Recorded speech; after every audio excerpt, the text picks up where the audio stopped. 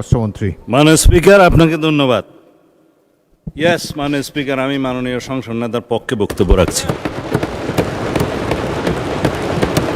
মাননীয় সংসদ নেতা সর্বশেষে বক্তব্য রাখবেন কিনা সেটা তার প্রিরোগেটিভ, কেউ ডিকটেট করতে পারে না, এটাই বিধি। মাননীয় স্পিকার, বিসমিল্লাহির রহমানির রহিম। মাননীয় রাষ্ট্রমন্ত্রী, আপনার সময় 40 মিনিট। আমি কেন বলছি, আমি বলবো 40 মিনিটে শেষ করবেন। জি মাননীয় স্পিকার, আপনি দয়া করলে আরো বাড়িয়ে দিতে পারেন। দয়াময় পরম দয়ালু আল্লাহর নামে। বিরোধী দল এটা চায়, এটা কিন্তু 72-এর সংবিধানে ছিল না মাননীয় স্পিকার। আমরা এটা চাই। শহীদ রাষ্ট্রপতি জিয়াউর রহমান এইটা সংবিধানে গ্রহণ করেছিলেন। মহান আল্লাহর ওপর পূর্ণ আস্থা ও বিশ্বাস এই সংবিধানের মূলনীতি হইবে। আমরা এটা চাই, বিরোধী দল চায় কিনা জানি না। এটা পঞ্চম সংশোধনের মাধ্যমে শহীদ রাষ্ট্রপতি জিয়াউর রহমান সংবিধানের মূলনীতি এবং আর্টিকেল 8-এ রাষ্ট্র পরিচালনার মূলনীতিতে গ্রহণ করেছিলেন।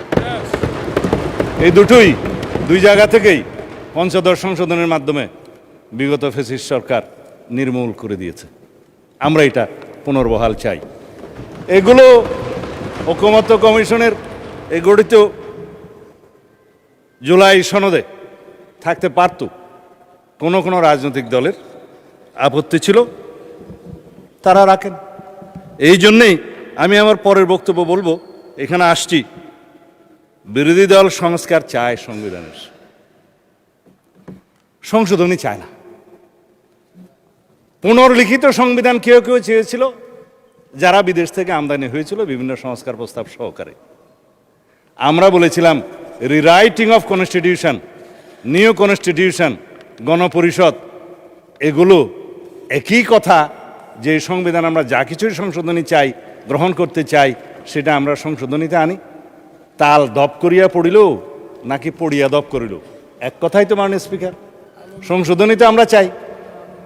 এখন প্রস্তাবনার মধ্যে অনেকে প্রস্তাব করেছিলেন সংবিধানের প্রস্তাবনায় যে 71 এবং 24-কে বরাবর করে আমরা প্রস্তাবনায় নিয়ে আসি। মাননীয় স্পিকার, বাংলাদেশের জনগণের, এদেশের সর্বশ্রেষ্ঠ অর্জন হচ্ছে বাংলাদেশের স্বাধীনতা। 71-এর সাথে আর কোনো কিছুর তুলনা চলে না। আমরা 24-এর জুলাই জাতীয় সনদ এবং জুলাই ঘোষণাপত্রের এসেন্সকে আমরা সংবিধানে ধারণ করার জন্য অঙ্গীকার করেছি, করব। চতুর্থ তফসিলে আসবে সেই কথা। জুলাই ঘোষণাপত্র আমরা বলেছি, জুলাই জাতীয় সনদও বলেছি। অঙ্গীকার নামায় দেখেন আপনি, শেষের পৃষ্ঠায় আছে, এই জুলাই জাতীয় সনদের অঙ্গীকার নামার মধ্যে আছে। যাই হোক, এখন 71 এবং 72-এর সংবিধান কেন ভালো লাগে না আমরা বুঝি তো মাননীয় স্পিকার। 71 এই দেশের স্বাধীনতার ঘোষণা, স্বাধীনতা যুদ্ধ, মুক্তিযুদ্ধ, বিজয় অর্জন, শহীদ রাষ্ট্রপতি জিয়া, সবই এক কাতারে গাথা। এদেশের মানুষের সর্বশ্রেষ্ঠ অর্জন, বিজয় গাথা। কারো কারো জন্য হতে পারে এটা পরাজয়ের গ্লানি, আমি ওই জায়গায় যাব না। 72-এর সংবিধান কেন ভালো লাগে না মাননীয় স্পিকার? আমি আজকে যারা বক্তা আছেন তারা দেখলাম যে কেউ আইন কানুনের মধ্যে নাই, সেজন্য আমিও আর থাকার চেষ্টা করছি না। 72-এর সংবিধান কেন ভালো লাগে না? তফসিল 1-এর মধ্যে যে সমস্ত অর্ডারগুলোকে বৈধতা দেওয়া হয়েছে, তার মধ্যে 3 নম্বরটা হচ্ছে দি কোলাবোরেটর্স স্পেশাল ট্রাইব্যুনাল অর্ডার নম্বর 8, 1972, যার মাধ্যমে এদেশের স্বাধীনতা বিরোধী রাজাকার আলবদরদের বিচার করা হয়েছিল মাননীয় স্পিকার। যাই হোক, আমি এগুলো বলতে চাই না। যারা আদেশ নিয়ে কথা বলছেন, বলে যে আদেশও তো আইন। আমি কখনো স্বীকার করেছি আদেশ আইন না? সেই আদেশও তো আইন, বললাম তো এই আদেশও আইন। 151-এ যে সমস্ত অর্ডারকে রিপিল করা হয়েছে সেগুলো বাদে, সেগুলো আগে আইন ছিল। তারপরে যেগুলো কন্টেইন করা হয়েছে তফসিল 1-এ, সেগুলোর সিরিয়াল বাই বললাম প্রায় 27টার মতো আছে। 3 নম্বরের কথা তো বললামই। যে সমস্ত অর্ডার চতুর্থ তফসিলের 3, 3-এর 2, 3-এর 3 এই মতো করা হয়েছে বৈধ, কিন্তু সেই অর্ডার আর করার ইখতিয়ার নাই। 7ই এপ্রিল 1973-এর পরে প্রথম জাতীয় সংসদের প্রথম বৈঠকের পরে তবে অ্যামেন্ডমেন্ট করার সুযোগ দেওয়া হয়েছিল 2 বছর, যাতে সংবিধানের সাথে সামঞ্জস্যপূর্ণ করা যায়। এই অর্ডারের আলাপ তো শেষ। সেই বক্তৃতা গতবারে দেওয়ার পরে আমি মনে করেছিলাম জাতির সামনে পরিষ্কার, বিরোধী দলীয় নেতৃবৃন্দের কাছে পরিষ্কার হবে যে এই লেজিসলেটিভ ফ্রড, যেটা কালারেবল অর্ডার, সেটা নিয়ে আর কোনোদিন কোনো বিতর্ক হবে না, যেটা রাষ্ট্রপতি করেছেন। জুলাই জাতীয় সনদ উইদিন ব্র্যাকেট সংবিধান সংস্কার আদেশ, বাস্তবায়ন আদেশ 2025, এটা নিয়ে আর কোনোদিন কোনো বিতর্ক উঠবে না মনে করেছিলাম। আজকে আমি কনসেন্ট্রেশন দিতে চেয়েছিলাম অনলি জুলাই জাতীয় সনদ, যেটা ঐতিহাসিকভাবে স্বাক্ষরিত হয়েছে, সেটা কিভাবে বাস্তবায়ন করা যায় তার পদ্ধতি নির্ধারণ করি, চলুন সেই বিষয়ে আমরা আলোচনা করি। প্রস্তাব দিয়েছিলাম যে সংবিধান সংশোধন সংক্রান্ত একটা বিশেষ কমিটি, সংসদীয় কমিটি গঠন করা হোক, সবাইকে নিয়ে যারা এখানে রিপ্রেজেন্ট করছে জাতীয় সংসদে এবং স্বতন্ত্র সদস্য সহ। সেই বিষয়ে তারা মনোযোগ দিলেই পারতেন। আজকে অবশ্য মাননীয় বিরোধী দলীয় নেতার আমি মনোযোগ দিয়েই শুনেছি ওনার কথা। তাতে উনি বলেছেন সরকারি দল বিরোধী দল মিলেমিশে এক কাজ করব, রাস্তা খুঁজে বের করুন সংবিধান সংশোধন এবং আইন প্রণয়নের জন্য। ওয়েলকাম জানাই, স্বাগতম। জুলাই জাতীয় সনদ বাস্তবায়ন চায় তারা প্রত্যেকে বলেছেন। অর্ডারের কথা নিয়ে বলে যে গণভোট অর্ডার, এটার কি হবে সেটাও আলোচনা করব আমরা, যদি সংবিধান সংশোধনী কমিটি বিশেষ কমিটি গঠন করা হয় সেখানে। চলুন এখানে মিলেমিশে আমরা আলোচনা করে বের করি। সংস্কার, সংবিধান হয় না মাননীয় স্পিকার, সংবিধান হয় রহিত হয়, স্থগিত হয়, সংশোধন হয়, বাতিল হয়, ইত্যাদি হয়। সংবিধান তো সংস্কার হয় না মাননীয় স্পিকার। সংশোধনকে আমরা সংস্কার মনে করে যদি একসাথে বসতে পারি ভালো। যাই হোক, মাননীয় বিরোধী দলের নেতা বলেছেন সংবিধান পরিবর্তন চেয়েছেন, আপনি রেকর্ড দেখতে পারবেন। তো সংবিধান পরিবর্তন তো সংশোধনের মাধ্যমে হতে পারে। আসুন, তিনি বলেছেন জুলাই জাতীয় সনদ এটা গণ অভ্যুত্থানের কলিজা। ধন্যবাদ মাননীয় স্পিকার ওনাকে, আপনার মাধ্যমে গণ অভ্যুত্থান বলেছেন। কেউ তো বিপ্লব বলতে বলতে ফেনা তুলে ফেলে। গণ অভ্যুত্থান, জুলাই ছাত্র গণ অভ্যুত্থান, এটা স্বীকৃত জুলাই জাতীয় সনদের সমস্ত জায়গায় লেখা আছে। এখানে বিপ্লব কোথাও লেখা নেই। আর যে ওনারা আদেশের কথা বলছেন ওখানেও তাই, ওখানে কোনো বিপ্লবের নামগন্ধ নাই। কিন্তু আমরা জিজ্ঞেস করব, আমরা কি ছাত্র গণ অভ্যুত্থানের অভিপ্রায়কে সম্মান করতে চাই? আসুন, এখানে সবাই অভিপ্রায়ের কথা বলে, যে অভিপ্রায়ের দোহাই দেওয়া হচ্ছে। আমি সংবিধানের প্রস্তাবনার কথা বলবো। সংবিধানের প্রস্তাবনার 4র্থ প্যারায় আপনি দেখবেন এই সংবিধান জনগণের অভিপ্রায় হিসাবে প্রাধান্য পাইবে। সংবিধানের 7 অনুচ্ছেদে আপনি দেখবেন এই সংবিধান জনগণের লেখা আছে যে রাষ্ট্রের সকল ক্ষমতার মালিক জনগণ। এই ক্ষমতা প্রয়োগ হইবে এই সংবিধানে প্রদত্ত অধীনে ক্ষমতা বলে, জনগণ যেভাবে চায়। আরেক জায়গায় আপনি দেখবেন এই সংবিধান হচ্ছে মানে সুপ্রিমেসি অফ দি কনস্টিটিউয়েন্সি বলতে যেটা বোঝায়, যে এই সংবিধান হচ্ছে প্রজাতন্ত্রের সর্বোচ্চ আইন। একজন আজকে আমাদেরকে সবক দিল যে এই পার্লামেন্ট নাকি সুপারিন না। আমি মাননীয় স্পিকার কি করবো বুঝতে পারছিলাম না। 1 নম্বর অনুচ্ছেদ এই সংবিধানের article 1, this Bangladesh is a unitary independent and sovereign republic. এবং এই সোভারেইন রিপাবলিকের সোভারেইন ক্ষমতার মালিক হচ্ছে আর্টিকেল 7 অনুসারে জনগণ। সেই জনগণের ক্ষমতাটা প্রয়োগ করে এই সংবিধানের অধীন এবং কর্তৃত্বে, সেই সংবিধানের অধীন এবং কর্তৃত্বে নির্বাচন কমিশন নির্বাচন দিয়েছে। সেই সোভারেইন জনগণ আমাদেরকে ভোট দিয়েছে, এই সোভারেইন পার্লামেন্টে পাঠিয়েছে। যার কারণে আমরা আজকে এখানে যা কিছুই আলাপ করব সেটা জুডিশিয়ারির বিরুদ্ধে সারাদিন যদি আমরা বলি, জুডিশিয়ারির কাছে কেউ এটা মামলা করার ক্ষমতা নাই, তাকেই বলা হয় সোভারেইন এখতিয়ার। এখন এই সোভারেইনটিকে যদি এক্সপ্লেন করার জন্য এখানে মাস্টারি করতে হয়, প্রফেসরি করতে হয়, মাননীয় স্পিকার আইন কখন প্রণয়ন করব আর কখন ভাষণ দেব। যাই হোক, এটাতে আমি আর যেতে চাই না। দেশনেত্রী বেগম খালেদা জিয়া কবরে প্রশান্তিতে শুয়ে আছেন। তিনি বলেছিলেন, আমি অনেকের সাথে কন্ট্রাডিক্ট করে বলছি, এই সংবিধান ছুঁড়ে ফেলে দেয়া হবে যদি জনগণের সরকার প্রতিষ্ঠা হয়। এটা একটা মেটাফোর, পলিটিক্যাল রূপক মেটাফোর। যখন বলেছিলেন যে 15 সংশোধনের মাধ্যমে যখন তত্ত্বাবধায়ক সরকার পদ্ধতি উড়িয়ে দেয়া হলো, তখন তিনি বললেন এই পঞ্চদশ সংশোধনী মানি না, রাষ্ট্রের মধ্যে অস্থিতিশীলতার অবস্থা করা হলো। হ্যাঁ, আমি ওইটাতেই আসছি। ওনারা ডকুমেন্ট দেখাচ্ছেন আমাদের মহাসচিব, উনি বলেছিলেন এই সংবিধানের পঞ্চদশ সংশোধনীকেই উদ্দেশ্য করে যে এই সংশোধনী ছুড়ে ফেলে দেয়া হবে।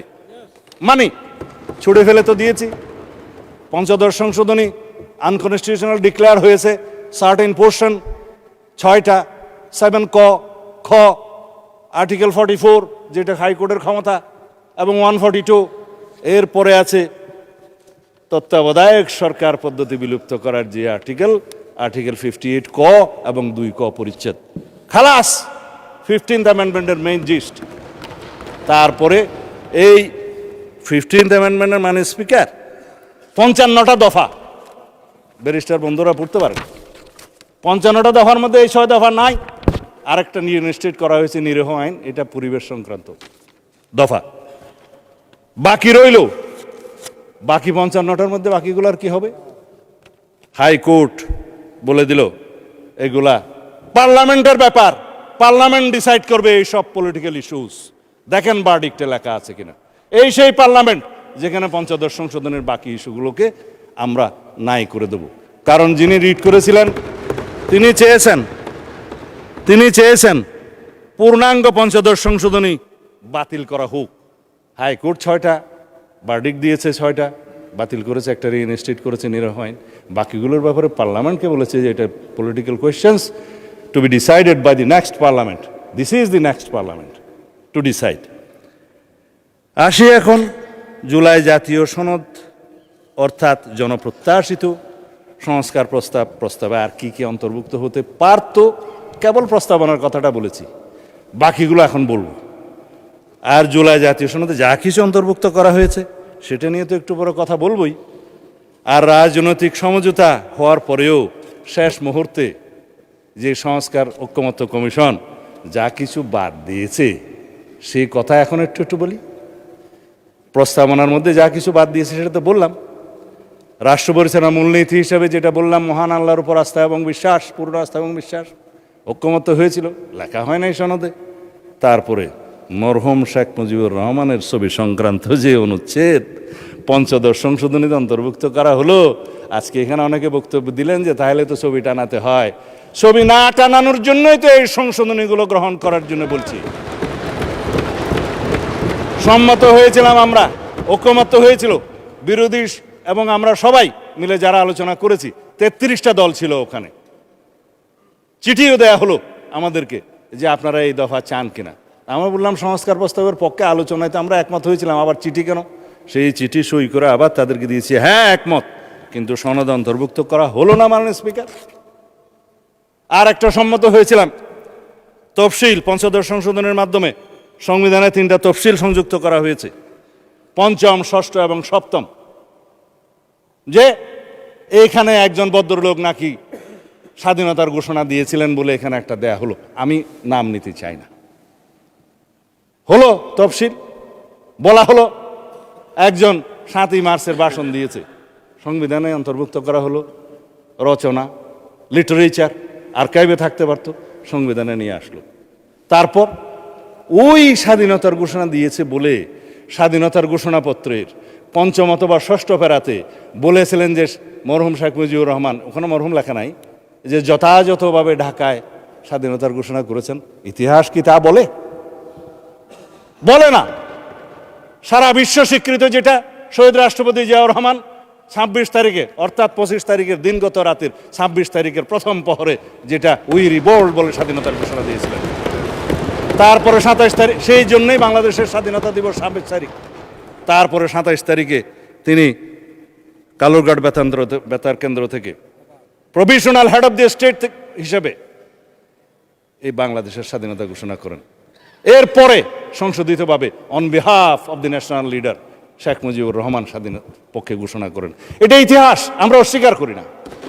কিন্তু 26 তারিখে স্বাধীনতার ঘোষণাপত্রে তিনি ঘোষণা দিয়েছেন বলে যেটা লেখা হলো, অস্বীকার করি না মাননীয় স্পিকার, কারণ এটা একটা ন্যাশনাল আর্কাইভের দলিল। কিন্তু জিনিসটাকে এস্টাবলিশ করার জন্য আর একটা যে তফসিল ঘোষণা করে তথাকথিত একটা তফসিলের নামে যে লেখা হলো যিনি এত তারিখে ঘোষণা দিয়েছেন বা তার মধ্যে, সেটা তো কোনো গবেষণায় আসে না।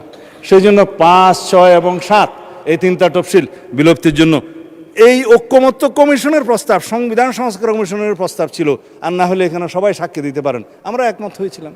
কিন্তু যেদিন স্বাক্ষর করব সেদিন দেখা গেল নাই একটা তফসিল, 7ম তফসিলটা নাই। জুলাই স্বাধীনতার জুলাই ঘোষণাপত্রের সনদে সবাই স্বাক্ষর করেছে, মাননীয় স্পিকার, এখানে যারা যারা রিপ্রেজেন্ট করছে। তবে এনসিপি নির্বাচনের পরে করেছে, বাকিরা আগে করেছে।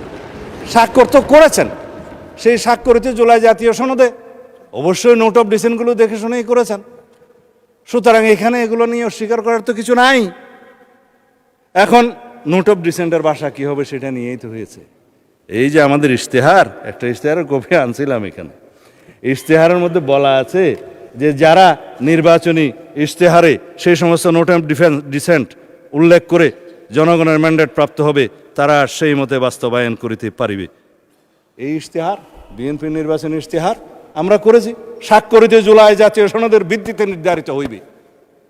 সুতরাং জনগণ এখানে 51% ভোট দিয়েছে। আমরা তো বলেছি উচ্চকক্ষের বিষয়ে আমি এখন বলবো না, মানে স্পিকার, উচ্চকক্ষের বিষয়ে আমরা এখানে বলেও দিছি 100 সদস্য বিশিষ্ট উচ্চকক্ষ প্রবর্তন করা হইবে। রাজনৈতিক দলসমূহ নিম্নকক্ষের অর্জিত আসন সংখ্যার আনুপাতিক হারে উচ্চকক্ষে প্রতিনিধিত্ব করিবে। এই সেই আমরা তো ম্যান্ডেট পেয়েছি, এটা কনস্টিটিউশনাল ভোট। তারপরে আসে গণভোটের রায়, কেন মানবে না? অবশ্যই মানবে। গণভোটের ভোটটা তো একটা কালারেবল লেজিসলেশন, একটা যে লেজিসলেশনকে বলা হয় ফ্রড অন দি কনস্টিটিউশন, যে লেজিসলেশন করার ক্ষমতা প্রেসিডেন্টের ছিল না, সেটা পই পই করে বলেছি, সেটার উপরে গণভোট হয়েছে। তারপরও 4টার মধ্যে 3.5 কান প্রশ্নের মধ্যে আসি তো, যেটা আমাদেরকে জাতীয় প্রতারণার দলিল হিসেবে জোরপূর্বক এখানে ইম্পোজ করা হয়েছে, আমাদের উপর আরোপ করা হয়েছে, শুধু সেইটুকু প্রশ্নের কথা বলেছিলাম। আমি বলেছিলাম সেই জুলাই আদেশটা, একটাকে আমি নাম দিচ্ছি জুলাই আদেশ, আর এটা হচ্ছে জুলাই সনদ। এই জুলাই আদেশের যে এতগুলো পৃষ্ঠা আছে, আমি বলেছিলাম যে আমার পড়তে লেগেছিল 3 ঘন্টা, জনগণ কয় ঘন্টা পরে এটার উপরে হা না ভোট দিয়েছে জানা নেই। 4টা প্রশ্ন দিল, আইনমন্ত্রীটি কি বলেছেন, 4টা প্রশ্নের একটা তফসিলে গিয়ে দেখা যায় সেখানে কোনো প্রপোর্শনের কথা বলা নাই দফা 17-তে। তার মানে এটি এনে দেওয়ার ফল। সুতরাং এই গুজামেল দিয়ে একটা জনগণকে গণভোট দিতে বাধ্য করছে। আমরা তো মানব। আসুন সেই আলাপগুলো আমরা সংবিধান সংশোধন কমিটিতে এসে করি, কোনটা কি করা যাবে। আপনারা সংস্কার বলছেন, আমরা বলছি সংশোধন। ঠিক আছে, আপনারা মনে মনে খুশি থাকলে অসুবিধা নেই সংস্কার নিয়ে, কিন্তু সংবিধান তো অ্যামেন্ডেড হবে, সংশোধিত হবে, এই সংসদেই হবে, এই জাতীয় সংসদেই হবে। অবশ্য যারা বিদেশ থেকে এসেছিলেন সংস্কার কমিশনে, তারা একটা আইডিয়া নিয়ে এসেছিলেন, মাননীয় স্পিকার, সেটা হচ্ছে ন্যাশনাল কনস্টিটিউশনাল কাউন্সিল, এনসিসি, জাতীয় সাংবিধানিক কাউন্সিল। যেই ক্ষমতা তাকে দেয়া হয়েছিল, দেশে আর এক্সিকিউটিভ ব্রাঞ্চের দরকার ছিল না, প্রধানমন্ত্রীর কোনো ক্ষমতা নাই, সব সেই কাউন্সিলই করবে। আমরা অতঃপর বিতর্ক করে সেটা বের করে দিলাম। তারপরে বলল যে সাংবিধানিক যে সমস্ত নিয়োগ হবে সেখানে আলাপ করেন। আমরা বললাম নির্বাচন কমিশনের গঠন প্রণালী সম্পর্কে আমরা একমত, সাংবিধানিকভাবে সংবিধানে আনবে, বিরোধী দল সরকারি দল মাননীয় স্পিকারের নেতৃত্বে, এবং একটা নিউট্রাল কমিটি করে সেটা করা হবে, আমাদেরই প্রস্তাব।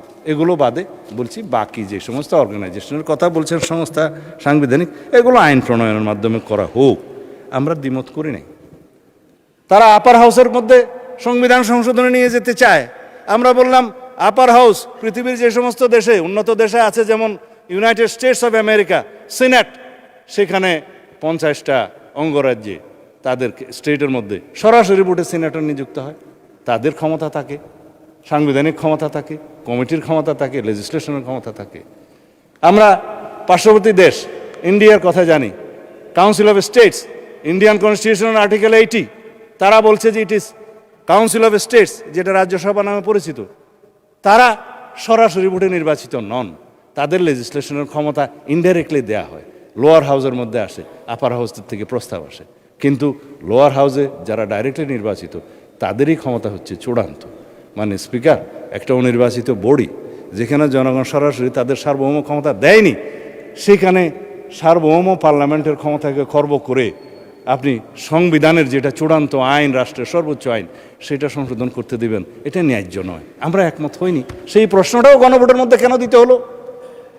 যাই হোক, এখন আমি সেই আলাপে যাব না। আমি শুধু অনেক কথাই এখানে বলে ফেলেছি। জনগণের অভিপ্রায়ের চূড়ান্ত অভিব্যক্তি রূপে সংবিধান হচ্ছে চূড়ান্ত আইন। সবাই অভিপ্রায়ের কথা বলেন, জুলাই গণ অভ্যুত্থানের, ছাত্র গণ অভ্যুত্থানের অভিপ্রায়ের কথা বলেন। আসুন, সে অভিপ্রায় হিসাবে জনগণের সে অভিপ্রায়কে চূড়ান্ত রূপ দিতে গেলে সংবিধানে আগে আনতে হবে। তারপরেই প্রথমবারের মতো যখন অভিপ্রায়কে সংবিধানে আনা হলো, তখন সেটা 4th of November 1972 সংবিধান হিসেবে পরিণত হলো এবং সেটা অভিপ্রায়ের অভিব্যক্তি হিসাবে, মানে প্রকাশ হিসাবে গৃহীত হলো। This is called constitution. এখন আমরা এই অভিপ্রায়কে, জুলাই ছাত্র গণ অভ্যুত্থানের অভিপ্রায়কে আমরা ধারণ করি, কনস্টিটিউশনে নিয়ে আসি, অভিপ্রায়কে মূল্যায়ন করি, অভিব্যক্ত করি, প্রকাশিত করি, তখন সেই অভিপ্রায়ের মূল্যায়ন হবে। আদারওয়াইজ এই অভিপ্রায় তো রাস্তায় মিছিল দিতে পারবেন। কিন্তু অভিপ্রায়কে সংবিধানে ধারণ করার জন্য এই পার্লামেন্টে আসতে হবে, অ্যামেন্ডমেন্ট নিয়ে আসতে হবে। সেই অভিপ্রায়গুলোকে আমরা ধারণ করব। আমরা সম্মান করি জুলাই ছাত্র গণ অভ্যুত্থানের আবেগকে, আমরা সম্মান করি তাদের আকাঙ্ক্ষাকে, শহীদের স্বপ্নকে। সে অভিপ্রায়কে আমরা ধারণ করার জন্য তো সংবিধান সংশোধন করতে চাই, মাননীয় স্পিকার। যাই হোক, এখন যারা শহীদ রাষ্ট্রপতি জিয়াউর রহমানের 5ম সংশোধনীর কথা বললেন, 2 লাইন না বললে রেকর্ডে থেকে যাবে, সেই জন্যই বলি। 5ম সংশোধনী যেভাবে উড়িয়ে দেওয়া হয়েছে, একইভাবে 3য় সংশোধনী তত্ত্বাবধায়ক সরকার বিল উড়িয়ে দেওয়া হয়েছিল। আমি বলি ইনজাস্টিস খায়রুল হক, সরি, এটা unconstitutional word, I would draw. এই জাস্টিস খায়রুল হক 3য় সংশোধনী উড়িয়ে দিলেন এবং কিছু অবজারভেশন দিলেন যে পার্লামেন্ট মে কনসিডার বলে, শ্যাল বলতে পারে না, যেহেতু judiciary cannot dictate the sovereign parliament. এইখানে again sovereignty of the parliament প্রমাণিত। জুডিশিয়ারির হাত এখানেই সীমাবদ্ধ যে এই সুভারেইন লেজিসলেচারকে, পার্লামেন্টকে ডিকটেট করতে পারে না, সাজেস্ট করতে পারে। এবং এখানকার পাশকৃত যে কোনো অ্যামেন্ডমেন্ট, আইন, সংবিধান হোক আর যাই হোক, ইন্টারপ্রিট করতে পারে একজন ব্যারিস্টার সদস্য বলেছেন। হ্যাঁ, supreme court is the guardian of the constitution, interpret করতে পারে কনস্টিটিউশনের। এবং ইন্টারপ্রিটের পরে যদি মনে হয় যে এটা তাদের বিবেচনায় আনকনস্টিটিউশনাল কোনো বিধান, ডিক্লেয়ার করতে পারে আল্টা বায়ার্স দ্য কনস্টিটিউশন এবং নাল অ্যান্ড ভয়েড যাই হোক, যেই ভাষাই হোক, করতে পারে। ওইখানেই সীমাবদ্ধ। কিন্তু পার্লামেন্ট সেইটার অনুবলে তারা বলতে পারে না যে পার্লামেন্টকে এই এনাক্টমেন্ট নিতে হবে। আমাদেরকে এখনও সেই জন্য বলি, তত্ত্বাবধায়ক সরকার বিল আমাদেরকে এখানে গ্রহণ করতে হবে, মাননীয় স্পিকার। 3য় সংশোধন বিলের মাধ্যমে জাজমেন্টকে তো তাই বলতে হবে, জুডিশিয়ারিকে তাই বলতে হবে। 3য় সংশোধনীকে যে আনকনস্টিটিউশনাল ডিক্লেয়ার করলো, সেইটাকে আবার রিভিউতে বলা হলো নো, 3য় সংশোধনী লেজিটিমেট এনাক্টমেন্ট। কিন্তু সেটা যেহেতু এটাকে বলা হয়, এটা doctrine of eclipse, doctrine of eclipse অনুসারে সেটা রিইনস্টেট হয়েছে, চন্দ্রগ্রহণ চলে গিয়েছে। কিন্তু তারপরেও এই পার্লামেন্টকে তত্ত্বাবধায়ক সরকার পদ্ধতির বিল আবার আনতে হবে, সংশোধনীর মাধ্যমে নিয়ে আসতে হবে। আমরা তত্ত্বাবধায়ক সরকার পদ্ধতি বহাল করার জন্য দীর্ঘ 17 বছর সংগ্রাম করেছি, রক্ত দিয়েছি। এই তত্ত্বাবধায়ক সরকার ব্যবস্থা পুনর্বহালের জন্য দেশনেত্রী বেগম খালেদা জিয়া শেষ মুহূর্ত পর্যন্ত জীবনের চেষ্টা করেছেন। তিনি শান্তিতে শুয়ে আছেন, কারণ 3য় সংশোধনী বহাল হয়েছে, মাননীয় স্পিকার। আর 5ম সংশোধনী, যেটা ফ্যাসিস্ট শেখ হাসিনা এখানে অগণতান্ত্রিক সংশোধনী করেছিল, সেটা বাতিল হয়েছে, মাননীয় স্পিকার। পূর্ণাঙ্গ বাতিল হয়নি, আপিল হয়েছে আপিলের ডিভিশনে। হাইকোর্ট যেটুকু বাতিল করেছে, বাকিগুলো ওখানে করবে। কিন্তু আমি বলি কি, মাননীয় স্পিকার, সেইটার আর প্রয়োজন নাই। এই পার্লামেন্ট যথেষ্ট 5ম সংশোধনীর 55 দফার সকল বিধান এখানেই আমরা বিলুপ্ত করে দিতে পারবো, যদি আমরা সবাই এগ্রিড হই। জুডিশিয়ারির প্রয়োজন নেই। এখানেই হচ্ছে সুভারেনিটি অফ দি পার্লামেন্ট। আমি এখনো আপনার ইয়ের মধ্যে আসি নাই, মাননীয় স্পিকার, কি বলে, জুলাই সনদে আসি নাই। সময় কতক্ষণ আছে আমি বিষয় জানি না। এখানে জুলাই সনদের মধ্যেই এখন দফাওয়ারি আলোচনা করতে চেয়েছিলাম। সবাই তো রাজনৈতিক বক্তব্য দিয়েছে, সেই জন্য আমিও একটু অনুপ্রাণিত হয়ে পয়লা রাজনৈতিক বক্তব্য দিয়ে দিলাম, মাননীয় স্পিকার। কথা তো বলার কথা, দফা অনুসারে জুলাই জাতীয় সনদের যেটা প্রণয়নের সাথে আমি দীর্ঘদিন জড়িত ছিলাম, কাজ করেছি সেইটার মধ্যে কীভাবে এরা ড্রাস্টিক মানে সার্জিক্যাল কি যেন ড্রাস্টিক সার্জারি করেছে সেটাও দেখতে হবে। আমি সার্জিক্যাল অপারেশন করেছি সেটা দেখতে হবে। আমরা 33টা রাজনৈতিক দল এই আলোচনায় অংশগ্রহণ করেছিলাম। তার মধ্যে পার্লামেন্টে যারা এসছে তাদের সংখ্যা 8টা।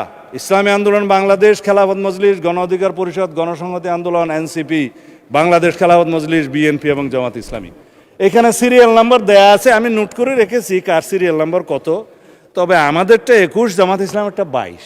যে সমস্ত নোট অফ ডিসেন্ট দিয়েছে আপনি 21-22 দেখলে দেখবেন, আর এনসিপিরটা হচ্ছে আপনার 14। এইভাবে সিরিয়াল সবগুলো বলতে গেলে সময় লাগবে। কিন্তু এখন আমি দফাওয়ারি যদি যাই, মাননীয় স্পিকার, কথা অনেকগুলো বলে ফেলেছি, জবাবও অনেকগুলো দিয়ে দিয়েছি, সংক্ষিপ্ত আলোচনাই করতে পারবো, অসুবিধা নাই। দফা 3-এর মধ্যে এইখানে প্রথম দফাতে ঐক্যমত উপনীত হওয়া বিষয়সমূহ সংবিধান সংশোধন সাপেক্ষে বলা আছে। আইনমন্ত্রী বলেছে 47টা দফা আছে ওর মধ্যে, আরও দফা থাকতে পারতো যেগুলো তারা ঐক্যমত হওয়ার পরেও ইনক্লুড না করে একটা ষড়যন্ত্র করেছে আমি বলবো। কিন্তু আর যেগুলো ঐক্যমত হয় নাই সেরকমও কোনো বিষয় বাদ দিয়েছে, যেমন তফসিল। এখন বলেছে সংবিধান সংশোধন সংক্রান্ত দফা 3, যে দফাগুলো নিয়ে শুধু আলোচনা করা দরকার, সংক্ষিপ্ত আলোচনা শুধু ওখানেই করব, বাকি দফাগুলো ছেড়ে দেবো মাননীয় স্পিকার। এখানে সংবিধান সংশোধনের বিষয়টা উচ্চ কক্ষে নিয়ে যাওয়ার বিষয়টা হয়েছে, সেটা আমি ইতিমধ্যেই বলে দিয়েছি, আমি আর রিপিট করব না সময় বাঁচানোর জন্য, যে উচ্চ কক্ষে সংবিধান সংশোধনী বিল যেতে পারে না। কেন পারে না তাও বলেছে। দফা 4, সংবিধানের 7 ক এবং খ আমরা বিলুপ্তির পক্ষে, এখনও বিলুপ্তির পক্ষে। এখানে অবশ্য 3টা দল নোট অফ ডিসেন্ট দিয়েছে, আমরা না। সেটা কারা কারা দিয়েছে জানি না, তবে মেন দলের মধ্যে না, তারা পার্লামেন্টে আসে নাই বলে তাদের নাম আমি উল্লেখ করছি না। এই 7 খ এবং খ কি? ফ্যাসিস্ট আওয়ামী লীগ সরকার, ফেসিবাদী আওয়ামী লীগ সরকার বলেছিল এই সংবিধানের বিরুদ্ধে কিছু কথা বললে, যা বললে মৃত্যুদণ্ড হবে এবং সর্বোচ্চ সাজা দেওয়া হবে ইত্যাদি, রাষ্ট্রদ্রোহিতা হবে। তারপরে বলেছিল দফা খতে, আমি বিস্তারিত বলছি না, এটা অনেক আইনের ভাষা, বলেছে এই সংবিধানের 1/3 প্রস্তাবনা সহ, আর্টিকেল 8 সহ এবং জরুরি বিধান বাদে বাকি সংবিধানের 1/3 এবং তফসিল সমূহ 5, 6, 7 পরিবর্তন করতে পারবে না নেক্সট পার্লামেন্ট। পরবর্তী পার্লামেন্টের হাত পা আমরা বেঁধে দিতে পারি না এই পার্লামেন্টে কোনো আইন প্রয়োগ করে, সেটা পৃথিবীর বিধানে নাই। সুতরাং কনস্টিটিউশনের এই সমস্ত 2টা 7A and B হাইকোর্টে এই 5ম সংশোধনের বিরুদ্ধে যে রিট মামলা হয়েছে, সেখানে এটাকে নাল অ্যান্ড ভয়েড বা আনকনস্টিটিউশনাল বা আল্ট্রা ভায়োলেন্স কনস্টিটিউশন বলা হলো, এবং বলা হলো নন অ্যাস্ট, অ্যাজ ইফ এটা ছিলই না সংবিধানে। গেল, এর বিরুদ্ধে কথা আর বলবো না। সংবিধানের তফসিল সংক্রান্ত একই সাথে বলে ফেলেছি দফা 5। দফা 7, রাষ্ট্র পরিচালনার মূলনীতি। এখানে তো আমি বলেছি রাষ্ট্র পরিচালনার মূলনীতি হিসেবে সর্বশক্তিমান আল্লাহর উপরে, মহান আল্লাহর উপরে পূর্ণ আস্থা এবং বিশ্বাস, যেটা আওয়ামী লীগ উড়িয়ে দিয়েছে 5ম সংশোধনীতে, সেটা আমরা পুনর্বহাল করবো মাননীয় স্পিকার। এটাই আমাদের ঘোষণা। হ্যাঁ, তার সাথে জাতীয়তাবাদ, গণতন্ত্র, অর্থনৈতিক সামাজিক সুবিচার ইত্যাদি আছে, সমাজতন্ত্রও আছে, এবং সেটা ছিল 5ম সংশোধনীতে প্রেসিডেন্ট জিয়ার সময় যেটা নেওয়া হয়েছিল, সেটা আলোচনা করতে পারি আমরা। তারপরে সংস্কার কমিশনে একটা প্রস্তাব তারা দিয়েছিল যে সাম্য, মানবিক মর্যাদা এবং ধর্মীয় স্বাধীনতা ও সম্প্রতি উল্লেখ করা যায় কিনা। আমরা বললাম যে খুব যায়। এখানে সাম্য, মানবিক মর্যাদা এবং ধর্মীয় স্বাধীনতা ও সম্প্রীতি, এটা একটা নিরীহ প্রস্তাব এবং ভালো প্রস্তাব, আমরা এটা গ্রহণ করতে পারি মাননীয় স্পিকার। রাষ্ট্র পরিচালনার, রাষ্ট্রপতির ক্ষেত্রে রাষ্ট্রপতি নির্বাচনে আমরাই বলেছি যে উচ্চ কক্ষ গঠিত হলে উচ্চ কক্ষ এবং নিম্ন কক্ষ উভয় কক্ষের সংখ্যাগরিষ্ঠ ভোটে নিরপেক্ষভাবে রাষ্ট্রপতি নির্বাচন হবে। আমাদের প্রস্তাব, আমরা এগুলো গ্রহণ করতে পারি, এবং রাষ্ট্রপতির ক্ষমতা ও দায়িত্বের মধ্যে আমরা চেক অ্যান্ড ব্যালেন্স করতে পারি, সেটা আমাদের প্রস্তাব। এটা দফা 11। হ্যাঁ, দফা 14 নিয়ে কথা বলতে চেয়েছিলাম মাননীয় স্পিকার। আমি ধন্যবাদ জানাই আজকের সংসদ নেতা মাননীয় প্রধানমন্ত্রী জনাব তারেক রহমানকে। তিনি সরাসরি নির্দেশনা দিয়েছিলেন প্রধানমন্ত্রীর মেয়াদ 10 বছরের বেশি হতে পারবে না। যদিও গভর্নমেন্ট ইন ওয়েটিং হিসাবে তিনি জানতেন বাংলাদেশের জনগণ, দেশনেত্রী বেগম খালেদা জিয়া তখন জীবিত, হয় তাকে অথবা কোনো কিছু হলে তার অবর্তমানে আমাদের নেতা জনাব তারেক রহমানকে প্রধানমন্ত্রী এই দেশের মানুষ বানাবেন। জেনে শুনেও তিনি বলেছেন নো, 10 বছরের বেশি কোনো প্রধানমন্ত্রীর মেয়াদ হতে পারবে না, যত মেয়াদেই হোক যতবারই হোক সংবিধান সংশোধন করেন। আমি প্রস্তাব দিয়েছিলাম ঐকমত্য কমিশনে, সবাই রাজি হয়েছে, কোনো নোট অফ ডিসেন্ট নাই। কেননা আমরা চাই না ব্যক্তিতান্ত্রিক স্বৈরতান্ত্রিকতা, দলতান্ত্রিক স্বৈরতান্ত্রিকতা, এখন আয়কতান্ত্রিক রাষ্ট্র ব্যবস্থা বা একদলীয় রাষ্ট্র ব্যবস্থার এবং পার্লামেন্টারি স্বৈরাচারের কোনোদিন আর উৎপাত না হোক, উৎপত্তি না হোক, এখানেই শেষ। সেটাকে আপনারা প্রশংসা করবেন না, আমি মনে করছিলাম বিরোধী দল থেকে হাততালি পাবো। একবার তো দিবেন, টেবিল চাপড়াইয়ে দেন।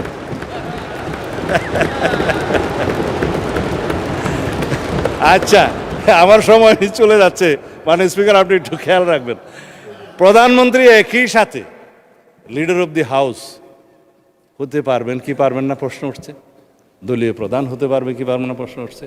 দফা 15 এই জুলাই জাতীয় সনদের এখানে কিছু কিছু নোট অফ ডিসেন্ট দিয়েছে। তো এখানে আমার মনে হয় আমরা যেটা দিয়েছি যে প্রধানমন্ত্রী ট্রেডিশন মাফিক, এটা decorative, leader of the house, এটা কোনো মন্ত্রিত্ব না, হাউসকে লিড করতে হয়, ডিসিশন দিতে হয়, সেটা থাকতে পারে। জামাত ইসলামের বন্ধুরা বলছিলেন হ্যাঁ এটা বোধহয় থাকা যায়, তবে দলীয় প্রধান বোধহয়, আমরা বললাম যে দলীয় প্রধান থাকলে পৃথিবীর বিভিন্ন দেশে ডেমোক্রেটিক প্র্যাকটিস, শুধুমাত্র দলীয় প্রধান হওয়ার কারণে কি তার প্রধানমন্ত্রিত্ব হওয়াটা হরণ করা যায়? সেটা তার ডেমোক্রেটিক রাইট। সুতরাং আমরা বলেছি দলীয় প্রধান প্রধানমন্ত্রী হবেন কি হবেন না সেইটা তার রাইট, তার ডেমোক্রেসির উপর, গণতান্ত্রিক অধিকারের উপর হস্তক্ষেপ করা যাবে না। সুতরাং আমরা নোট অফ ডিসেন্ট দিয়েছি। আশা করি আপনারা হাততালি না দিলেও মোটামুটি সম্মত থাকবেন। যাই হোক, তারপরে তত্ত্বাবধায়ক সরকার ব্যবস্থার মধ্যে 21টা দফা আছে, মাননীয় স্পিকার, দফা নম্বর 16। এখানে এই 21টা দফার মধ্যে আমরা তো সবাই বললাম তত্ত্বাবধায়ক সরকার পদ্ধতি আমরা গ্রহণ করতে চাই। এই জন্যই দীর্ঘ 17 বছর আমরা আন্দোলন সংগ্রাম করেছি, রক্ত দিয়েছি, জীবন দিয়েছি। কিন্তু গঠন প্রণালী নিয়ে 2-1টা দফায় বিরোধী দলীয় বন্ধুদের সাথে আমাদের একটু আলোচনা প্রয়োজন। আমরা বলেছি সবাই মিলে তত্ত্বাবধায়ক সরকার পদ্ধতি আমরা গঠন করব, কিন্তু রাষ্ট্রপতি যে লাস্ট অপশন আছে, রাষ্ট্রপতিকে আমরা তত্ত্বাবধায়ক সরকারের প্রধান উপদেষ্টা হওয়ার আর সুযোগ দিতে চাই না, আমাদের প্রস্তাব। কিন্তু সর্বশেষ পদ্ধতি হিসাবে জুডিশিয়ারিকে বাদ রেখে আর কোনো বিকল্প প্রস্তাব আমরা নিতে পারি কি না সেটা আমরা জাতীয় সংসদে আলাপ আলোচনার মধ্য দিয়ে বের করব। এখানে ওনারা একটা ভোটিং ব্যবস্থা করতে বলেছিলেন, এটাকে কি একটা যেন ভোট বলা, আমি ভুলে গেছি, হ্যাঁ কি একটা ভোট যেন বলেছিল এটা আর কি, হ্যাঁ র্যাঙ্ক চয়েস ভোট। আমরা যে র্যাঙ্ক চয়েস ভোটের মধ্যেও গাফলতি আছে। সুতরাং আমরা জাতীয় সংসদে এই বিষয়টা আলোচনা করি, একটা বিষয় আমরা বের করতে পারবো, সেই জন্য নোট অফ ডিসেন্ট দেওয়া হয়েছে। তত্ত্বাবধায়ক নিয়ে কোনো কারো দ্বিমত নাই। যাই হোক, মানে স্পিকার, এরপরে আসলো দ্বিকক্ষ বিশিষ্ট আসন সৃজন। এটা তো বললাম দ্বিকক্ষে 100 সদস্য, আমরা সবাই রাজি, এবং দ্বিকক্ষের এখতিয়ার নিয়ে, গঠন প্রণালী নিয়ে কিছু একটু বিরোধ আছে, সেটা আমরা এখানে আজকে বড় প্রশ্ন হিসেবে দেখছি যে দ্বিকক্ষের ক্ষমতা, একটু আগে আমি আলোচনা করেছি, সংবিধান সংশোধনী ওখানে যাবে না, বাট আইন প্রণয়নের একটা পর্যায়ে এখান থেকে আইন ওখানে যাবে, তারা আলোচনা করবে, 1 মাস সময়ের ভিতরে হয় সিদ্ধান্ত দিবে, সুপারিশ করবে, অথবা ফেরত দিবে, সেই পর্যন্ত আমরা একমত। কিন্তু সংবিধান সংশোধনের বিষয়ে আমরা উচ্চকক্ষের এখতিয়ার রাখতে চাই না। আর কোন পদ্ধতির গঠন প্রণালী হবে, ওনারা বললেন প্রপোর্শনেট, আমরা বললাম আমাদের নোট অফ ডিসেন্ট আছে, আমরা জনগণের ম্যান্ডেট পেয়েছি, আসনের অনুপাতে যা হবে তাই আমরা পাবো, এখানেই হচ্ছে দ্বিমত। আসন আলোচনা করি। তারপরে আসলো মাননীয় স্পিকার নারী সদস্যের বিষয়ে। আমরা বললাম যে আসুন 50টা নারী সদস্যের আসন রিজার্ভ রাখি, মোট সদস্য আমরা 100তে উন্নীত করবো ক্রমান্বয়ে, 10% করে আমরা বাড়াই না, প্রথম সংসদে, এই সংসদে 10% আমরা অ্যামেন্ডমেন্ট নিয়ে আসি, পরে 5% করে করে বাড়বে। কিন্তু ওনারা সম্মত হলেন, কিন্তু একজনকেও নমিনেশন দিলেন না মাননীয় স্পিকার এইবার 5%। যাই হোক, আমি এটা শিকায়ত করতে চাই না, ভবিষ্যতে দিবেন আর কি, এইবার হয়তো অভাব টভাব হয়েছে। তারপরে দফাতে এসে ডেপুটি স্পিকার পদে প্রণয়ন, আমাদের মানে প্রধানমন্ত্রী, আমি উপস্থিত ছিলাম, মানে বিরোধী দলীয় নেতাকে বললেন যে জুলাই সনদ বাস্তবায়ন শুরু করি, চলেন ডেপুটি স্পিকারটা আপনারা নেন, নাম দেন। সর্বশেষ শুনলাম ওনারা একটা প্যাকেজ ডিল করতে চান, সিঙ্গেল করবেন না। তা এখন তো ট্রেন চলে গেছে মাননীয় স্পিকার, আমরা তো দিতে চেয়েছিলাম আগের থেকে অ্যাকশন। এখন আসুন, সংবিধান সংশোধন করার পরে আমরা ডেপুটি স্পিকারের 2টা পদ সৃজন করলে একটা আপনারা পাবেন, আপার হাউসেও পাবেন, লোয়ার হাউসেও পাবেন। সংশোধন না করলে কোত্থেকে পাবেন? তবে স্থায়ী কমিটির সভাপতি হিসাবে 4টা সংসদীয় কমিটি, গুরুত্বপূর্ণ কমিটি সহ অন্যান্য কমিটিগুলোতে সভাপতি বিরোধী দলীয় সদস্যদের থেকে হবে আসনের অনুপাতে যা পান। এখন মাশাল্লাহ আপনারা তো 68টা পেয়েছেন, আরও মিলে হয়তো 77টা হয়েছে, ভালোই পাবেন। আসুন আমরা এটা সংসদে আলোচনা করে ঠিক করি। এগুলাই তো আমরা নিতে চেয়েছি। এবং 70 দফা 70 অনুচ্ছেদ জাতীয় সংসদের, এইটা নিয়ে আমাদের মাননীয় সংসদ সদস্যগণ খুবই উৎফুল্ল। আজকে আমি আমাদের মাননীয় সদস্যকে বলছিলাম যে যা মন চাই বলেন, আজকে 70 বিধি আপনার জন্য উন্মুক্ত, কারণ এখানে নাই। আপনি দলের বিরুদ্ধে ভোট দিতে পারবেন 4টা ক্ষেত্র বাদে। 2টাতে সবাই একমত হয়েছিল, আস্থা ভোট এবং অর্থ বিল। আমরা বলেছিলাম না, এর বাইরে আর 2টা থাকা দরকার, সংবিধান সংশোধনী বিল এবং যুদ্ধ পরিস্থিতি সংক্রান্ত যে জরুরি অবস্থা হবে সেই সময় যেন দলের বিরুদ্ধে ভোট না দিতে পারে। জাতীয় নিরাপত্তার প্রশ্নটা জড়িত, উইদিন ব্র্যাকেট যুদ্ধ পরিস্থিতি, এই 2টা রাখেন। আমরা নোট অফ ডিসেন্ট দিয়েছি, আমরা জনগণের ম্যান্ডেট পেয়েছি, সেই হিসাবে যাব। বাকি সব বিষয়ে মাননীয় সংসদ সদস্যগণ, under the sun anything you can discuss here. কোনো দল আপনার বিরুদ্ধে, সরকারি দল কোনো ব্যবস্থা নিতে পারবে না, বিরোধী দল ব্যবস্থা নিতে পারবে না। সংসদ সদস্য বল বহাল থাকবে, এই সংসদ এলাইভ হবে। যাই হোক, এরপরে বাকি যে সমস্ত বিষয় আছে নির্বাচনী ব্যবস্থা বিষয়ে, এটা আমরা তো বললাম যে আমরা একটা স্বাধীন নির্বাচন কমিশন গঠন করব, সবাই মিলে আলাপ আলোচনা করে। এখানে স্পিকার সভাপতি থাকবে, প্রধানমন্ত্রী, বিরোধী দলীয় নেতা এবং আরেকজন সদস্য থাকবে, সেকেন্ড বিরোধী দল না জুডিশিয়ারির একজন, আমার ঠিক মনে নাই। সবাই মিলে থাকবে। এখানে কোনো সরকারি দলেরও প্রাধান্য থাকবে না, বিরোধী দলেরও প্রাধান্য থাকবে না। এমন একটা নির্বাচন কমিশন আমরা গঠন করব, যে নির্বাচন কমিশনকে নির্বাচনকালীন সময়ে কেউ আর প্রভাব বিস্তার করতে পারবে না। আমাদেরই প্রস্তাব ছিল এই যেগুলো বলে সাংবিধানিক সংস্থাসমূহে নিয়োগের ক্ষেত্রে যে এনসিসি করার কথা ছিল, আমরা যে এনসিসি লাগবে না, আসুন এটা এখানেই আনি। তারপর অন্যান্য সাংবিধানিক কিছু প্রতিষ্ঠানের বিষয়ে কথা বলা হয়েছে। আমরা বললাম যে এটা আমরা স্ট্রং আইন করি, শক্তিশালী আইন প্রণয়নের মধ্য দিয়ে সেগুলো আমরা ব্যবস্থা নেব। বিচার বিভাগের কথা মাননীয় স্পিকার কি বলবো, এখন বিচার বিভাগের কথা বললে তো অসম্ভব ব্যাপার।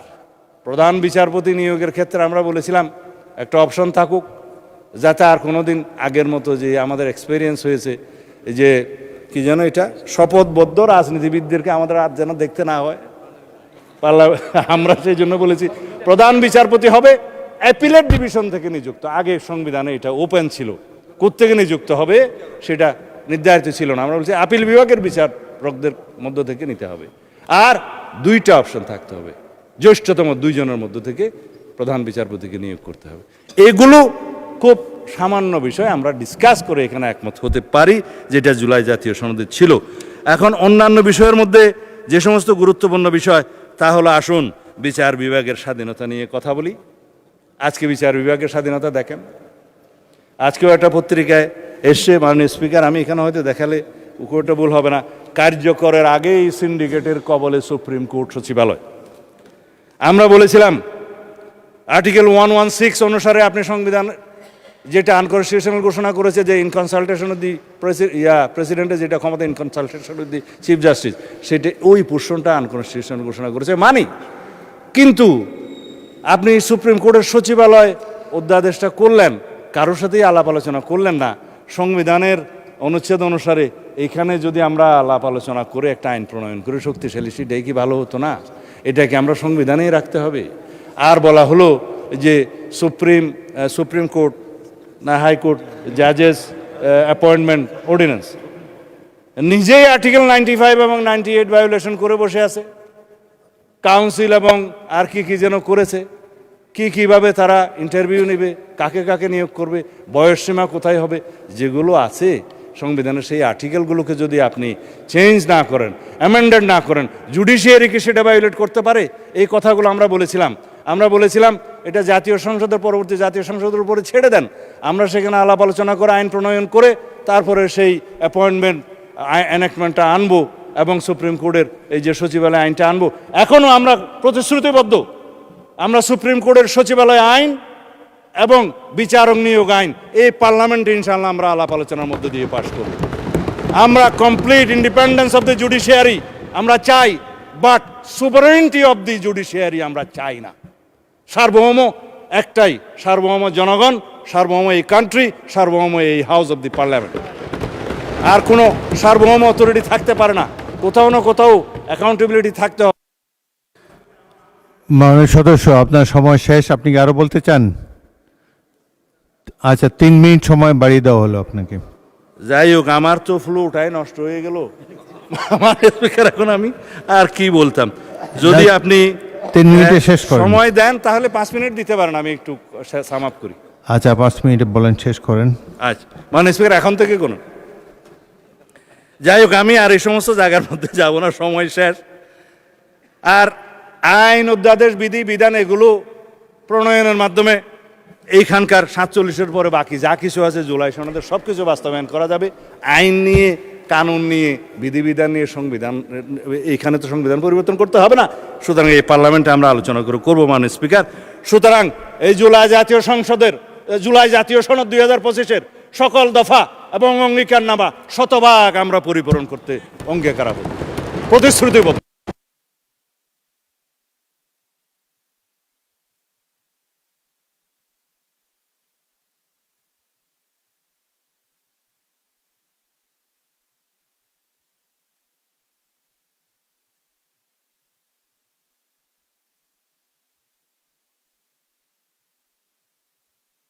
টোটাল চলে গেছে,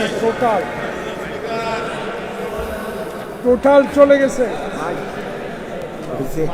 মাইকে পুরো হাউসের মাইক নাই মানে।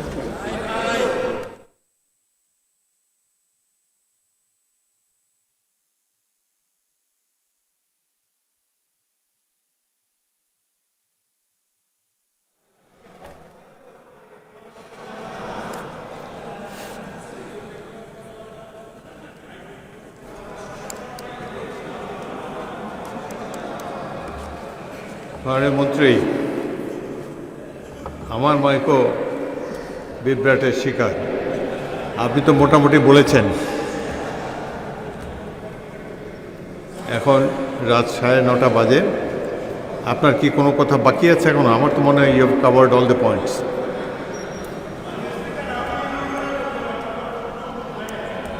এটা হয়তো রেকর্ড হবে না, তবে যা বলতে চাই তা বলি।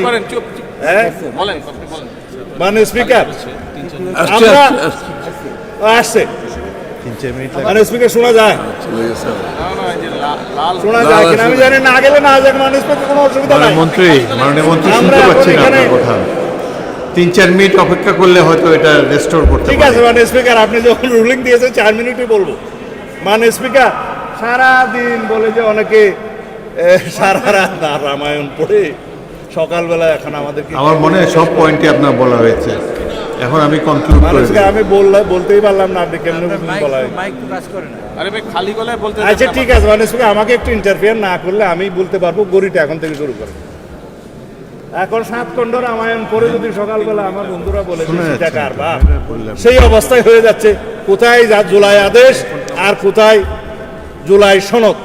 আমরা জাতিকে পরিষ্কার করতে চাই, জুলাই জাতীয় সনদ 2025 যেটা স্বাক্ষরিত হয়েছে, যেটা ঐতিহাসিকভাবে স্বাক্ষরিত হয়েছে, সকল বন্ধুরা স্বাক্ষর করেছেন, সেই স্বাক্ষর নোট অফ ডিসেন্ট সহ এনসিপি অবশ্য পরে করেছে, নির্বাচনে করেছে তো বটে, সেটা আমরা বাস্তবায়ন করতে চাই।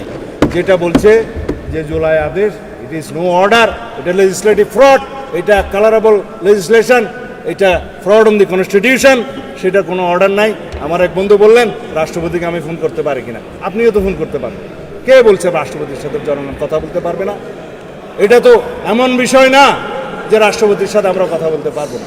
দেশেরই তো রাষ্ট্রপতি, আপনারা তো তার কাছেই শপথ নিয়েছেন এক সময়, কেউ কেউ উপদেষ্টা হিসাবে। আমরা মাননীয় স্পিকার এখানে সংবিধান মেনে এসেছি। জিজ্ঞেস করুন প্রত্যেকটা সদস্যকে, তারা যে ফর্মে শপথ নিয়েছে, এটা 148 অনুচ্ছেদ অনুসারে, 3য় তফসিল অনুসারে ছাপানো শপথ। যার কাছে শপথ নিয়েছে সংবিধান অনুসারে, তার কাছে শপথ নেওয়ার কথা।